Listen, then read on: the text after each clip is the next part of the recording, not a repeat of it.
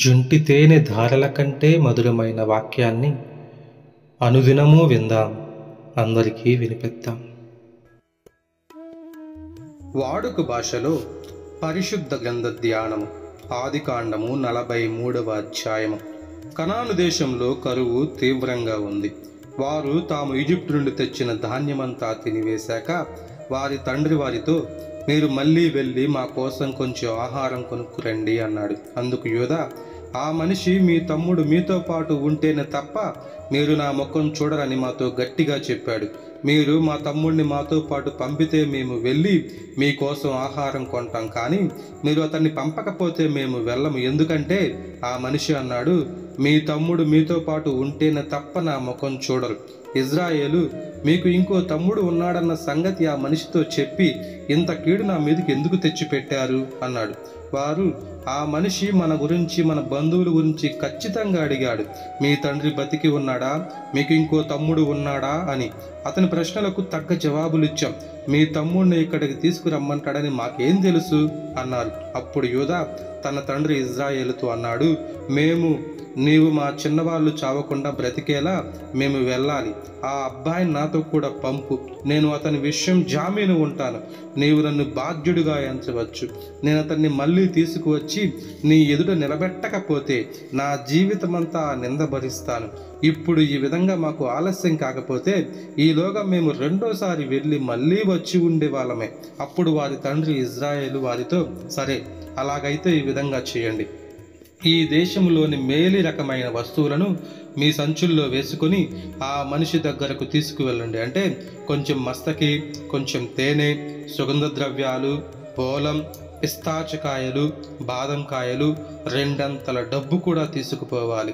మీ సంచుల మూతిలో వాళ్ళు మళ్ళీ ఉంచిన డబ్బు చేత పట్టుకుపోవాలి. వాళ్ళు అలా పొరపాటుగా ఉంచారేమో. మీ తమ్ముడిని కూడా తీసుకుని తిరిగి ఆ మనిషి దగ్గరకు వెళ్ళండి. అతడు మీ అన్నను బెన్యామీన్ను అప్పగించేలా అమిత శక్తి గల దేవుడి అతడి సముఖంలో మిమ్మల్ని కరుణిస్తాడుగాక. నేను సంతానాన్ని పోగొట్టుకోవలసి ఉంటే పోగొట్టుకుంటాను అన్నాడు. వారు ఆ కానుకను చేతిలో 2 డబ్బును తమ వెంట బెన్యామీనును కూడా తీసుకుని బయలుదేరి ఈజిప్టు దేశానికి వెళ్ళి యోసేపు ఎదుట నిలబడ్డారు. యోసేపు వారితో ఉన్న బెన్యామీన్ను చూచి తన ఇంటి పనులను నిర్వహించే వాడితో, ఈ మనుషులను ఇంటికి తీసుకుపోయి వీళ్ళ కోసం మేక మాంసం వడ్డించు. మధ్యాహ్నం వీరు నాతో భోజనం చేస్తారు అన్నాడు. యోసేపు చెప్పినట్టు అతడు చేశాడు. వారిని యోసేపు ఇంటికి తీసుకువెళ్ళాడు. అలా తమ్మును యోసేపు ఇంటికి రప్పించడం వల్ల వారికి భయం వేసింది. మొదటిసారి మన సంచుల్లో వాళ్ళు తిరిగి ఉంచిన డబ్బు విషయాన్ని బట్టి మనల్ని లోపలికి తీసుకుపోతున్నారు. అతడు మన పైబడి మనల్ని దాసులుగా పట్టుకొని మన గాడిదలను తీసుకోవడానికి అవకాశం వెతుకుతున్నాడని చెప్పుకున్నారు. అందుచేత వారు యోసేపు ఇంటి పనులు చేసేవాడిని సమీపించి ఇంటి గుమ్మం దగ్గర మాట్లాడారు. అయ్యగారు, ఆ మొదటిసారి ఆహారాన్ని కొనుక్కోవడానికి వచ్చాం. ఆ తరువాత బయలుదేరి సత్రం చేరుకున్నప్పుడు మా సంచులను విప్పి చూస్తే మాలో ప్రతి వారి డబ్బు మొత్తం మా సంచుల్లో పైన ఉంది. అదంతా చేత పట్టుకుని వచ్చాం. ఆహారం కొనడం కోసం వేరే డబ్బు కూడా చేత పట్టుకు వచ్చాం. అప్పుడు మా డబ్బు మా సంచుల్లో పెట్టినదెవరో మాకేమీ తెలియదండి. అతడు, మీకు క్షేమం, భయపడకండి. మీకు మీ తండ్రికి ఉన్న దేవుడు మీ సంచుల్లో ఆ ధనం పెట్టాడనుకోండి. మీ డబ్బు నాకు ముట్టింది అన్నాడు. అప్పుడు అతడు వారి దగ్గరకు షిమ్యోన్ని తీసుకువచ్చాడు.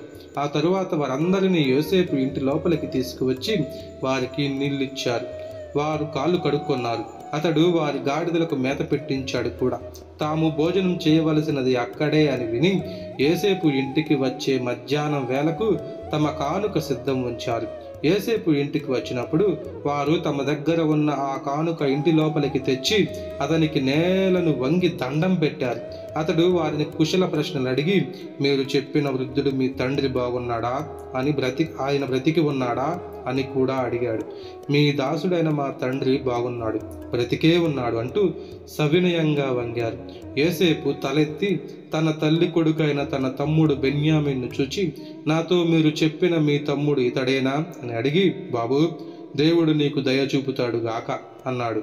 యోసేపు తన తమ్ముడిని చూచి అతడి హృదయం వాత్సల్యంతో కరిగిపోయింది. ఎక్కడా ఏడ్వాలో అని వెదికి త్వరపడి తన గదికి వెళ్ళి అక్కడ ఏడ్చాడు. తరువాత ముఖం కడుక్కొని బయటకు వచ్చి తన దుఃఖం అణిచిపెట్టుకుంటూ భోజనం వడ్డించు అన్నాడు.